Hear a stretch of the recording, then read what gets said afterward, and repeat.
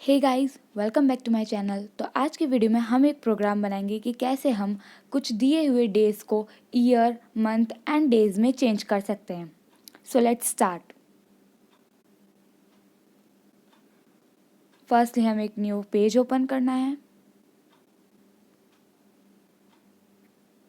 Then header files include करेंगे। सो include stdio.h। Then next conio.h वाली header file भी include करेंगे। अब तक मुझे लगता है अब इन सब के बारे में आपको पता हो चुका होगा। मैंने अपनी प्रीवियस वीडियो में समझा दिया इन सब हेडर फाइल से सभी फंक्शंस के बारे में। तो आपको अगर अभी भी समझ में नहीं आया तो आप मेरी प्रीवियस वीडियोस देख करके वो समझ सकते हैं।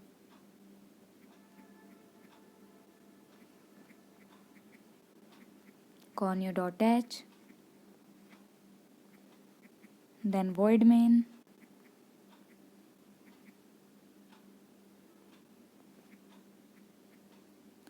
curly braces start। So firstly हमें क्या करना पड़ेगा, हमें वेरिएबल्स डिक्लेयर करने पड़ेंगे। तो इसके लिए हम लिखेंगे इंट। अब हमें पता है जो भी ईयर्स होते हैं, मंथ होते हैं, डेज होते हैं, ये सब इंटीजर वैल्यूज़ होती है, ना ही ये फ्लोट वैल्यू होती है और ना ही कोई और वैल्यू होती है, इसलिए सब इंट में आएंगे। तो मुझे सबसे पहले कुछ डेज़ दिए होंगे हमारे जो भी क्वेश्चन होगा उसके अंदर, तो वो डेज़ मुझे इंटीजर वैल्यू मिलेगी, तो हमें वो सबसे पहले इनपुट कराने होंगे। तो इसके लिए हम एक वेरिएबल लेंगे डे, फिर हम उसे चेंज कराएंगे ईयर में। तो हम एक और वेरिएबल लेंगे, ईयर को मैंने वाई से डिनोट कर दिया, और हम एक और वेरिएबल लेंगे मंथ वाला, तो मैं उसे एम से डिनोट कर देती हूँ, राइट। अब मुझे सबसे पहले अपने डेज प्रिंट कराने होंगे जैसा कि मुझे क्वेश्चन में दिया जाएगा। So print F enter days. Days नहीं, मैं डे यूज़ करूँगी क्योंकि मैंने ऊपर जो भी अपना वेरिएबल डिक्लेरेशन किया है उसमें डे को ही यूज़ लिया है डेज़ की जगह, तो इसलिए मैं यहाँ भी डे का ही यूज़ करूँगी। एक छोटी सी भी गलती होने पर आपका प्रोग्राम रन नहीं करेगा, उसमें एरर शो करेगा, इसलिए आप ध्यान दीजिए कि आपसे कोई भी गलती ना हो।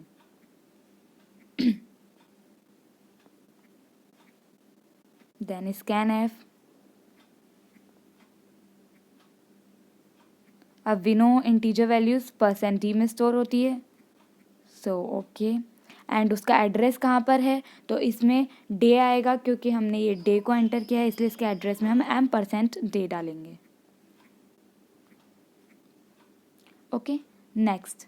अब हमें सबसे पहले बताना होगा कि हम कैसे कैलकुलेट करेंगे। हमारे पास आ जाएगी डेज़ की वैल्यू, मान लो वो कोई अराउंड 400 है, ठीक है। तो इसके लिए हमें सबसे पहले ईयर निकालने होंगे। अब कोई ईयर हम कब निकाल सकते हैं, किसी भी डेज़ को, कितने भी हमें जितने भी डेज़ दिए होंगे उसे हम 365 से डिवाइड करेंगे, तभी जाके हमारा एक ईयर आएगा। तो इसीलिए हम y बराबर लिखेंगे, y is equals to day divided by 365, right.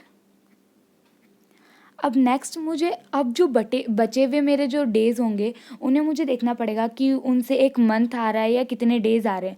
तो इसके लिए मुझे क्या, मैं यहाँ पर एक और ऑपरेटर यूज़ लेने वाली हूँ, मॉड्यूलस ऑपरेटर। उसका यूज़ कहाँ किया जाता है, उसका यूज़ वहाँ किया जाता है जहाँ पर आपको किसी भी चीज़ को डिवाइड करने के बाद में रिमाइंडर चाहिए होता है। अब मुझे यहाँ पर डेज़ को 365 से डिवाइड करने के बाद रिमाइंडर चाहिए, ताकि मैं उनसे अपना मंथ और डे कैलकुलेट कर सकूँ।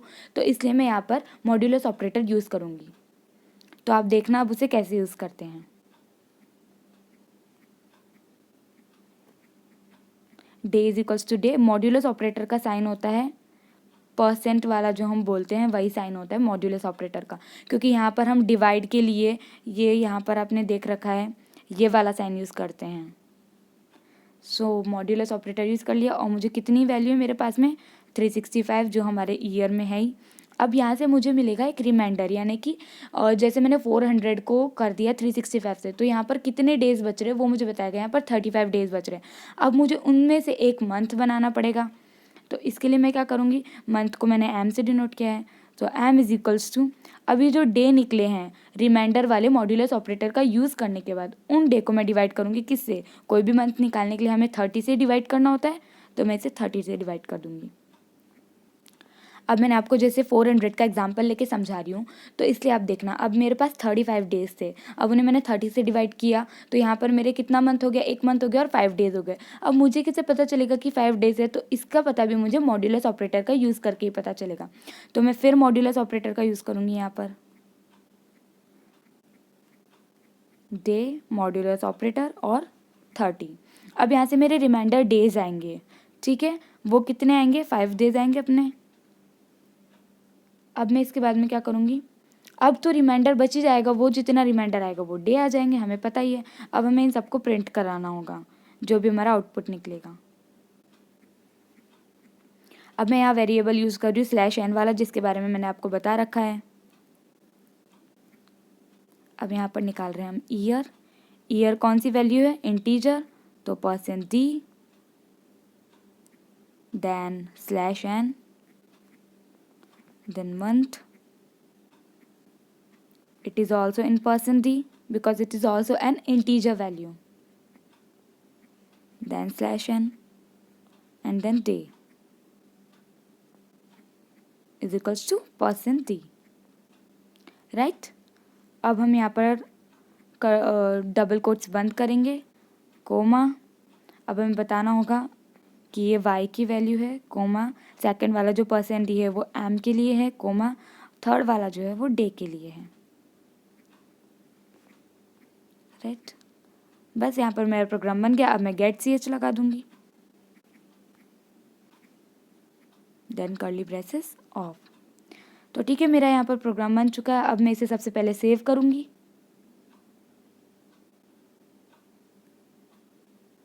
तो सेव करने के लिए मुझे इसे एक नाम देना पड़ेगा, तो मैं इसे नाम देती हूँ डेज। आप अपने हिसाब से कोई भी नाम रख सकते हैं, राइट। अब मैं इसे कंपाइल कराऊंगी, तो आप देख सकते हैं यहाँ 0 एरर आ चुकी है। अब मैं इसे रन कराती हूँ।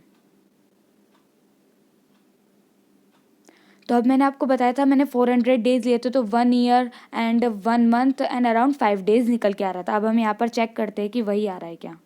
हम डेज लेते हैं 400, ये देख सकते हैं आप यहाँ पर 1 ईयर 5 मंथ एंड डेज 35।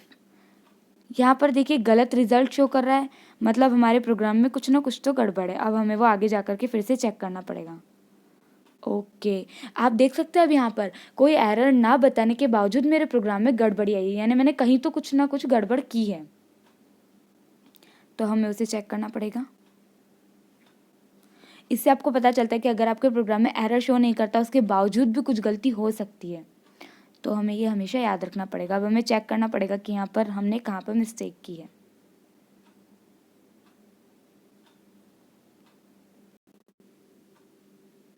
तो गाइस अपन देख सकते हैं मैंने कहाँ पर गलती की। यहाँ पर जो, एक सेकंड में आपको अभी शो करती हूँ। ये देखिए यहाँ पर जो मैंने एम में डाली है दोनों वैल्यू, वो एम में नहीं आएगी। फर्स्ट वैल्यू तो मंथ में निकालेंगे, लेकिन सेकंड हमको रिमाइंडर डेज निकालने, जो कि डे में ही निकलेगी, इसलिए हमें वहाँ पर एम की जगह डे लिखना पड़ेगा। ओके, अब मैं इसे फिर से रन कराती हूँ, 0 एरर। अब मैंने डेज एंटर करा है 400। So now you can see 1 year 1 month and 5 days. ये मैंने बहुत बार ट्राई किया, मुझे गड़बड़ पता करनी थी कि मैंने कहाँ पर मिस्टेक करी है। तो अब मुझे समझ में आ गया है कि मैंने वहाँ पर मिस्टेक की थी, जो मैंने आपको बता दी, और यहाँ पर मेरा आउटपुट बिल्कुल सही निकल के आ चुका है।